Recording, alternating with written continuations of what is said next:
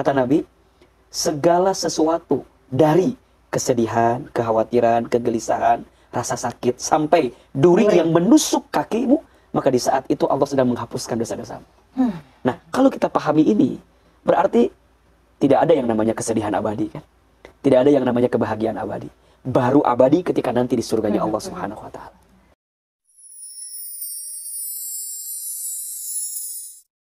Ahilman, jika kelelahan dan rasa sakit menimpa kita dengan penderitaan yang amat sangat, apakah nantinya akan ada kenikmatan? Silahkan. Iya, pastilah. Ya, tidak ada rasa pahit yang kita rasakan kecuali akhirnya ada rasa manis. Ibaratnya obat. Obat itu notabene ya, rasanya apa? Pahit. Tapi saat kita mau menelannya, maka di saat itu akan ada rasa manis yang kita dapatkan ketika kesembuhan datang dengan izin Allah daripada obat yang kita minum tersebut. Maka begitulah hidup. Dunia ini bukan tempat tinggal kita. Dunia ini tempat meninggal kita. Betul. Hidup bukan untuk hidup, tapi hidup untuk yang maha hidup. Mati bukan akhir kehidupan, justru mati itu adalah awal kehidupan yang sebenarnya. Maka orang yang menjadikan dunia sebagai penjara bagi hidupnya, artinya dia itu memang mengekang dirinya untuk berbuat buruk gitu. Karena dia tahu kan itu tujuannya. Nanti di surga dia akan mendapatkan balasan selama dia di dunia dengan segala kepahitan yang dia rasakan. Maka jangankan nanti di akhirat ya Mbak Mila. Kata Nabi, segala sesuatu dari kesedihan, kekhawatiran, kegelisahan, rasa sakit, sampai duri yang menusuk kakimu, maka di saat itu Allah sedang menghapuskan dosa-dosamu. Nah, kalau kita pahami ini, berarti tidak ada yang namanya kesedihan abadi kan? Tidak ada yang namanya kebahagiaan abadi. Baru abadi ketika nanti di surganya Allah Subhanahu wa taala. Fa inna ma'al usri yusra. Inna ma'al usri yusra. Maka sesungguhnya bersama kesulitan ada kemudahan. Sesungguhnya bersama kesulitan ada kemudahan. Bukan hanya di dunia, tapi nanti saat nanti di akhirat. Makanya orang biasanya ya, dan memang ini Nabi juga sampaikan, jalan ke surga itu berlika-liku katanya, berat. Tapi jalan ke neraka itu seringkali dianggap sesuatu yang enak kan. Jadi jalan ke surga memang menyakitkan, jalan ke neraka memang memudahkan. Terus gimana tuh? Ya udah, siapa yang serius mendekat kepada Allah saat di dunia, maka nanti dia akan mendapatkan kenikmatan yang paling nikmat ketika nanti di surga. Tapi barang siapa yang menjauh dari Allah, dia merasa nikmat dengan dunia, tapi sebenarnya dia terperangkap dengan keadaan dunia yang bukan akhir segalanya. Maka nanti di akhirat dia akan mendapatkan balasan dari rasa nikmat yang dirasakan di dunia karena dia melalaikan daripada perintah Allah Subhanahu wa taala. Tapi orang yang bisa merasakan ketenangan dalam mendekat kepada Allah, walaupun pahit dia rasakan, maka kepahitannya akan dia dapatkan nanti balasan kebaikan dari Allah Subhanahu wa taala. Makanya sekarang apa yang Mbak Mila misalnya ya ditanyakan, Mbak Mila suka bilang gini, orang tuh hidupnya susah gitu. Misalnya mohon maaf, misalnya miskin misalnya. Kita anggap orang yang miskin di dunia itu orang yang paling rugi misalnya. Padahal belum tentu. Kalau dengan kemiskinannya membuat dia makin dekat ke Allah, boleh jadi dia lebih mulia. Makanya kalau kita bagi golongan manusia, ada 4 golongan Mbak Mila dalam menjalani hidup. Ada yang manusia itu bahagia di dunia, bahagia di akhirat. Ada. Ya. Ada yang kedua, manusia itu bahagia di dunia, sengsara di akhirat. Ada. Ada yang ketiga, manusia itu sengsara di dunia, tapi bahagia di akhirat. Tapi ada yang keempat, orang itu sengsara di dunia, sengsara di akhirat. Bahagia dunia, bahagia akhirat. Siapa? Baginda Muhammad SAW, para nabi dengan izin Allah, misalnya Nabi Sulaiman alaihissalam, ya, kaya, raja, diberikan kemampuan luar biasa. Tapi ada seseorang yang bahagia di dunia, sengsara di akhirat. Firaun, Qarun, ya, Tha'labah. Dalam sebagian kisah diceritakan. Ada yang ketiga, orang mungkin sengsara di dunia, tapi bahagia di akhirat. Bilal bin Rabah, Uwais Al-Qarni, ya. Bagaimana beliau mengasuh ibunya yang tua renta, yang lumpuh, yang buta. Tapi beliau menggendong ibunya dari Yaman ke Mekah.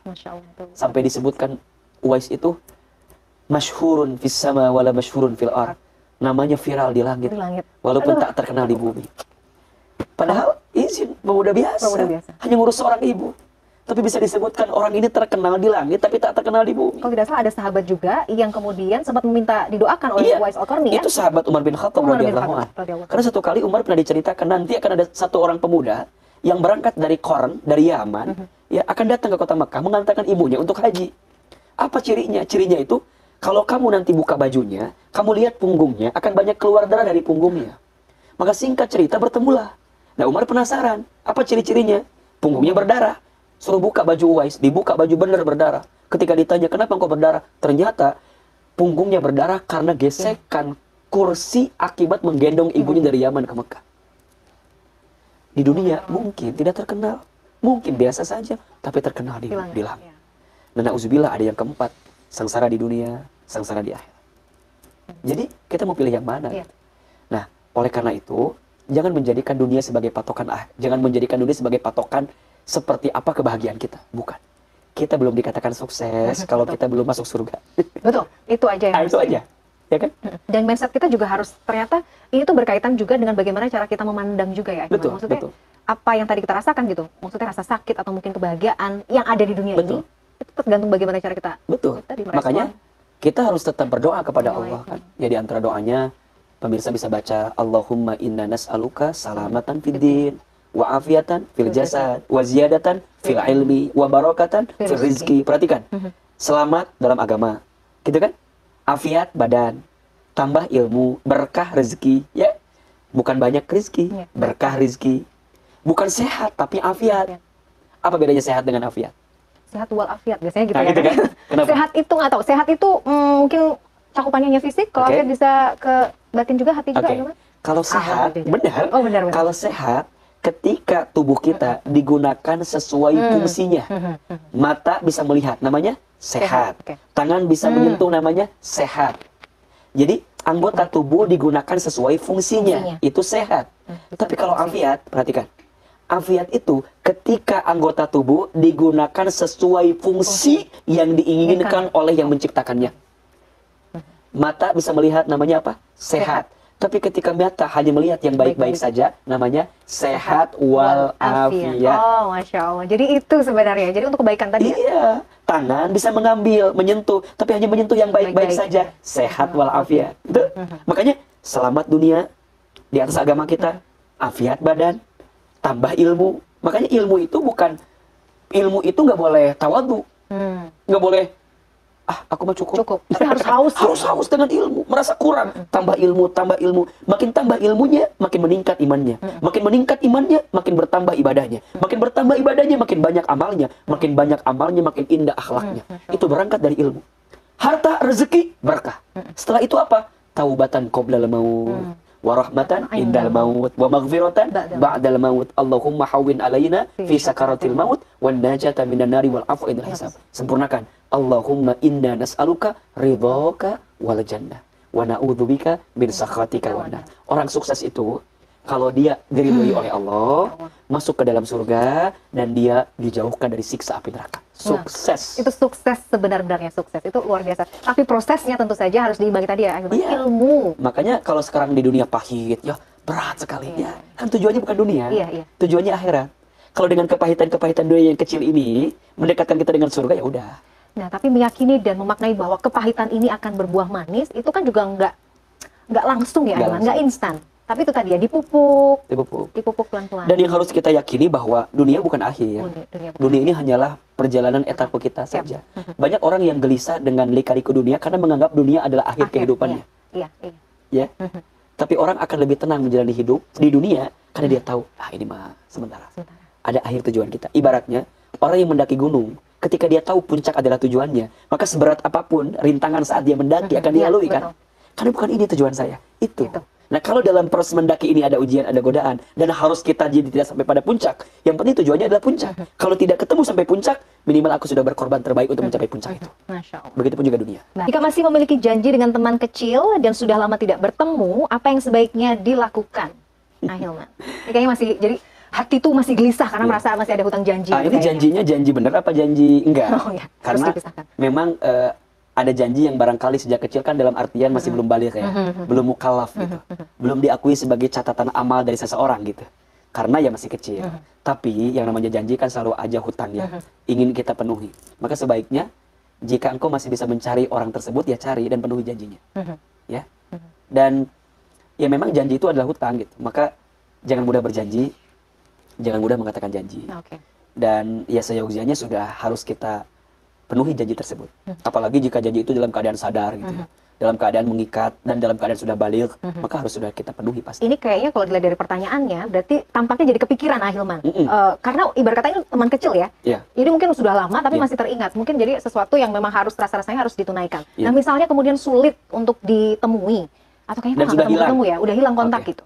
Ada dua. Pertama, engkau bisa mencari bagian anggota keluarganya. Sama kayak begini, mungkin kalau janji agak umum ya. Iya. Misal kita punya hutang lah Iya, sama seseorang. betul. Kalau hutang kan agak strict gitu Iya. ya. Nah, kalau kita punya hutang sama seseorang, pertama ya kita harus memastikan pembayarannya kepada orang tersebut. Yang kedua, kalau nggak ketemu, maka temui keluarganya. Ahli warisnya terutama. Pasti dia punya anggota keluarga. Nah, kalau nggak ketemu juga, maka yang ketiga, engkau bisa berbuat baik kepada orang lain, niatkan kebaikanmu, pahalanya untuk Dia, dia, teman kita itu. teman kita. Nah, maka sama kalau kita ibaratkan dengan konteks yang tadi bisa begitu. Jadi kalau bisa ya temui janjinya. Ya kalau bisa ketemu orangnya ya temui orangnya, penuhi janjinya. Kalau enggak, temui anggota keluarganya. Bahwa aku pernah berjanji kepada si fulan dan aku tidak menemukan si fulan, maka aku ingin penuhi kepada anggota keluarganya. Semoga ini menjadi bagian penebus janjiku kepada si fulan. Nah, kalau nggak ketemu juga semua, udah menghilang, maka cukuplah engkau berbuat baik kepada seseorang yang lain, niatkan pahalanya untuk orang yang pernah kamu janjikan itu. Nah, konteks bahasan yang terakhir ini kan sebenarnya lekat juga dengan bahasan amanah ya. Ahilman. Amanah. Ya. Jadi bahwa amanah itu sesuatu yang kita janjikan, kita ucapkan pada orang lain itu akan dimintai pertanggungjawaban. Pasti. Pasti ya. Pasti. Makanya, ya ini pembelajarannya adalah ukurannya seperti apa dulu ya. Takutnya kan misalnya mohon izin. Sejak kecil kita kan suka kadang-kadang kita berteman terus ya. Nanti dimanapun kau berada cari aku ya. Oh iya, itu kan kan bagian dari pertemanan masa pertemanan kecil masa gitu. kecil. Iya. Ya, sedangkan ya kondisinya kan hari ini nggak semudah yang diucapkan waktu masa kecil kan. Aku harus ikut pasanganku, kamu juga harus ikut pasanganmu. Nah, apakah janji itu harus kemudian diiyain kan? Ya enggak juga gitu. Ya kecuali janji dalam akad yang sangat serius Iya, gitu ya. iya. Di atas materai ada notarisnya. Waduh. Nah, itu kan lain cerita. Nah, maksud saya khawatirnya mengira ini hanyalah janji-janji Janji waktu yang kita waktu kecil. kecil yang mungkin juga Kan suka gitu kan? takarannya tuh nggak seserius Iya. gitu ya, Ahilman. Nanti kita kuliahnya bareng ya. Gimana kalau yang satunya beruntung Kuliah di dapat mana? ini, satu ini ke sini? Kan nggak mungkin juga. Aku tuh ingkar janji sama kamu. Nggak gitu juga. Karena kuliah kita beda kan, nggak juga kan. Jadi ada konteksnya yang harus dilihat. Maka tadi saya bertanya, ini konteksnya dalam hal apa nih? Iya, memang tidak Khawatirnya dijelaskan. kita mengiyakan tapi malah memadorotkan. Betul. Makanya kita juga boleh meninggalkan sesuatu yang sekiranya kalau kita iyakan akan madorot. Oh, oke. Jadi tidak masalah Tidak ya? masalah. Oh, oke. Makanya sampaikan. Makanya di awal tadi saya tanya, ini mengikat nggak? Waktu itu janjinya dalam keadaan sadar, bukan sadar, dalam keadaan baligh mukallaf atau tidak gitu. betul. Nah, ini akan mengikat seperti apa hukum yang akan terjadi, dilakukan. yang akan dilakukan daripada janji tersebut. Jadi usahakan ngobrol dulu, cari dulu. Kalau Iya. memang misalnya itu sesuatu yang harus ditunaikan berkaitan misalnya mungkin dengan hutang Hutang, atau apa, iya. segera. Segera. Kalau tidak ya sampaikan tadi ya, Iya. Ahilman. Apa-apa yang kemungkinan kalau dilanjutkan malah jadi mudarat. Betul. Oh, oke. Nah biasanya kalau masalah nih, menarik juga masalah hutang. Misalnya ada orang yang menghutang dengan kita, itu tadi sulit sekali atau begini. Yang berhutang kepada kita sudah meninggal. Jadi kan yang itu menjadi tanggungan ahli waris. Oke. Tapi ternyata ahli waris tidak dikomunikasikan Oke. misalnya. Bagaimana ya kemudian kita menagih itu, karena itu kan berkaitan juga dengan nasibnya si mayit ini sebenarnya gitu loh. Karena juga sulit ya. Soalnya Iya. pernah terjadi. Oke. Pelajaran pertama adalah dalam proses transaksi hutang piutang, faktubuh, catat. Oh catat, oke. Itu penting. Maka harus ada catatan, ada saksi. Ya, minimal catatan. Karena itu bukti. Ya, karena nanti ya dikhawatirkan jika si fulan yang punya hutang itu wafat dan belum sempat mengkomunikasikan kepada Iya, ahli warisnya, ada bukti bahwa si fulan itu punya hutang. Karena berat juga Mbak Mila, kalau kita bilang tiba-tiba ke keluarga besarnya dia punya hutang, mana buktinya? Iya, betul. Boleh jadi nggak akan diterima kan? Ya salah siapa? Ya salah dua-duanya. Kenapa waktu transaksi hutang tidak Nggak dicatat mencatatnya? ya. Gitu. Makanya ya berat gitu. Kecuali memang ya ada kelembutan hati. Tapi kalau bicara hutang kan kadang-kadang Aduh sulit ya. berat gitu, apalagi hutang nominalnya besar, Besar, gitu. betul. Makanya ya pelan-pelan gitu. Ya, ingat setiap dalam berhutang ini kan perintah Allah juga. Perintah Allah, ada di Ya Quran. ayyuhalladzina amanu idza tadayantum bidainin ila ajalin musamma faktubuh. Al-Baqarah 282 ayat paling panjang dalam Al-Qur'an itu. Satu halaman penuh. Satu halaman penuh, Itu bicara tentang hutang piutang tuh. Jadi apabila wahai orang beriman, apabila engkau melakukan transaksi hutang piutang, catatlah hutang tersebut. Jadi yang punya hutang punya catatan, kita yang dihutangi punya catatan. Ini kadang-kadang mohon maaf, yang suka nyatet tuh yang mana? Yang dihutangi apa yang hutang? Biasanya yang dihutangi. Yang dihutangi.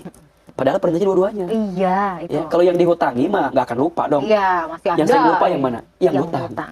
Ada bahasa waktu minjemnya, butuhnya luar biasa.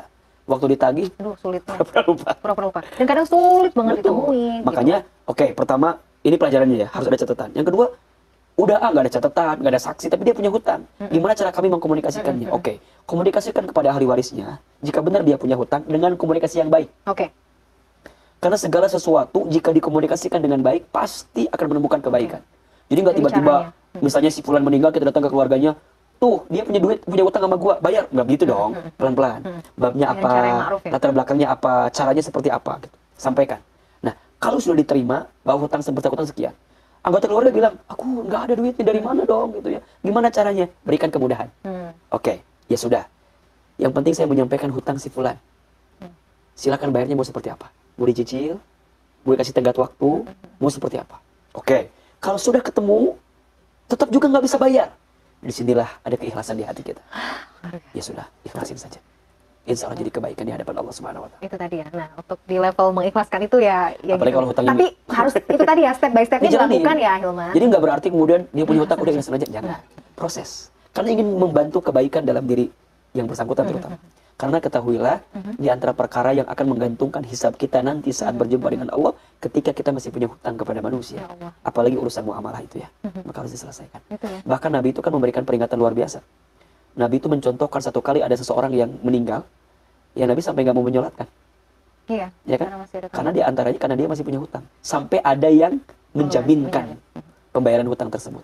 Ini sebenarnya pesan agar tidak menyepelekan hutang. Bahkan Nabi pun tidak mau menyolatkan orang yang punya hutang sampai ada yang menjaminkannya. Masya Allah, itu loh betapa Islam betul-betul mengatur ya, Ya. supaya itu tidak saling menzolimi. Betul, betul. Luar betul. biasa.